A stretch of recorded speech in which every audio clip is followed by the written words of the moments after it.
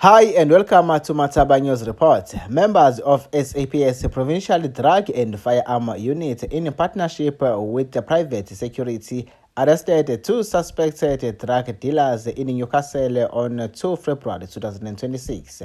Two males aged 34 and 37 were apprehended in separate incidents.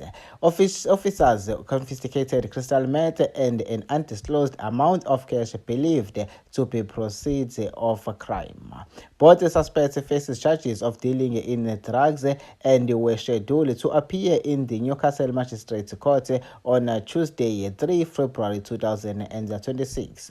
This operation followed a similar success on 31st of January 2026, where the same unit arrested two other suspects for transporting rock, cocaine, mandrax, and crystal meth between Madadeni and Osizweni.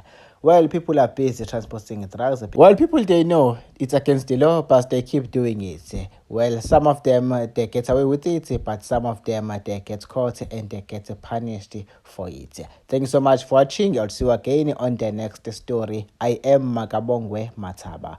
Goodbye.